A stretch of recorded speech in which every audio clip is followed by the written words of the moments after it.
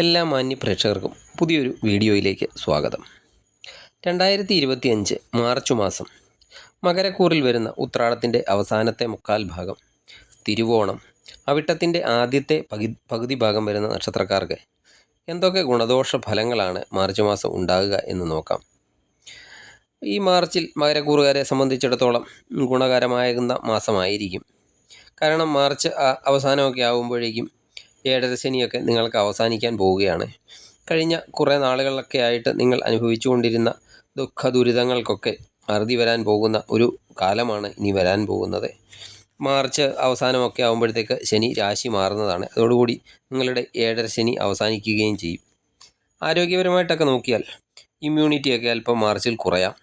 കുടുംബപരമായ പ്രശ്നങ്ങളാൽ മാനസിക സംഘർഷങ്ങളൊക്കെ കുറേ ഉണ്ടാകാം. അത് കാരണം പ്രഷറൊക്കെ വർദ്ധിക്കാൻ സാധ്യതയുണ്ട്. മാനസിക സന്തോഷത്തിൽ എപ്പോഴും ഇരിക്കാൻ ശ്രദ്ധിക്കേണ്ടതാണ്. അലർജി സംബന്ധമായ പ്രശ്നമൊക്കെ ആണെങ്കിൽ അതൊക്കെ വർദ്ധിക്കാനും മാർച്ചിൽ സാധ്യതയുണ്ട്. പ്രത്യേകിച്ച് സ്കിൻ സംബന്ധമായ പ്രശ്നങ്ങളൊക്കെ മാർച്ച് 15-ാം തീയതിക്കൊക്കെ ശേഷം കുറേശ്ശെ ഗുണങ്ങളൊക്കെ വർദ്ധിക്കുന്നതാണ്. മാർച്ച് അവസാനമൊക്കെ ആകുമ്പോഴേക്കും നല്ല രീതിയിലുള്ള മാറ്റം പ്രകടമാകുന്നതാണ്. ആ സമയത്ത് ആരോഗ്യവും മെച്ചപ്പെടുന്നതാണ്. വിദ്യാർത്ഥികൾക്ക് പഠനകാര്യത്തിലൊക്കെ കൂടുതൽ ശ്രദ്ധിക്കണം. കാരണം പഠനത്തിൽ നിന്നൊക്കെ ശ്രദ്ധ മാറി എൻജോയ്മെൻറ്റിനൊക്കെ പ്രാധാന്യം കൊടുക്കുന്ന സമയമാണ്. കൂട്ടുകാരുമായിട്ട് കറങ്ങാനുള്ള ഒരു ടെൻഡൻസിയൊക്കെ ഈ സമയത്ത് ഉണ്ടായേക്കാം. ഇതെല്ലാം മാറ്റിവെച്ച് എക്സാമൊക്കെ ആണെങ്കിൽ പഠനകാര്യത്തിൽ കൂടുതൽ ശ്രദ്ധ കൊടുക്കേണ്ട മാസമാണ് മാർച്ച് മാസം. വൈവാഹിക ജീവിതം നോക്കുകയാണെങ്കിൽ വാക്കുകളിലൊക്കെ നിയന്ത്രണം ഏർപ്പെടുത്തണം. വാക്കുകളിലൂടെയൊക്കെ പരസ്പരം തെറ്റിദ്ധാരണകളൊക്കെ ഉണ്ടാകാൻ സാധ്യതയുണ്ട്. 15-ാം തീയതി വരെയൊക്കെ ശ്രദ്ധ വേണം. 15-ാം തീയതിക്കൊക്കെ ശേഷം ഗുണകരമായ അവസ്ഥകളൊക്കെ ഉണ്ടാകുന്നതാണ്. തെറ്റിദ്ധാരണകളൊക്കെ നിമിത്തമായിരിക്കും നിങ്ങൾക്ക് മിക്കവാറും വഴക്കുകളൊക്കെ ഉണ്ടാകാൻ സാധ്യത നിങ്ങളുടെ ജീവിതത്തിൽ.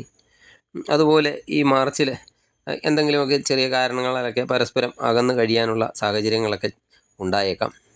അകന്നു കഴിയാനുള്ള സാഹചര്യങ്ങൾ ഉണ്ടാകുന്നത് മൂലം നിങ്ങളുടെ സ്നേഹം വർദ്ധിക്കുന്നതാണ്.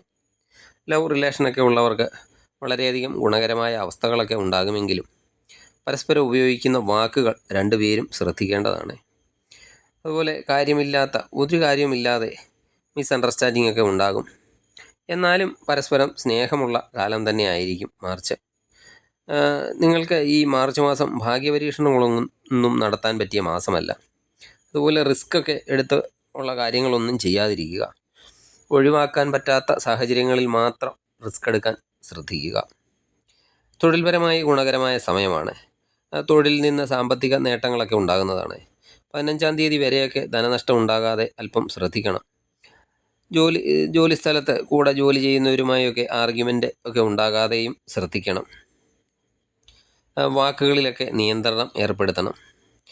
തൊഴിൽ സംബന്ധമായി ഈ മാർച്ചിൽ കൂടുതൽ യാത്രകളൊക്കെ ഉണ്ടായേക്കാം. പുതിയ തൊഴിലൊക്കെ തേടുന്നവർക്കാണെങ്കിൽ തൊഴിൽ ലഭിക്കുന്ന സമയം കൂടിയാണ് മാർച്ച് മാസം. ബിസിനസ് ചെയ്യുന്നവരെ സംബന്ധിച്ചിടത്തോളം ഒരു ഉയർച്ച താഴ്ചകളൊക്കെ മാർച്ചിൽ നിങ്ങൾക്ക് ഉണ്ടാകാവുന്നതാണ്. 15-ാം തീയതി വരെയൊക്കെ അല്പം ശ്രദ്ധിച്ച് മുന്നോട്ട് പോകുക.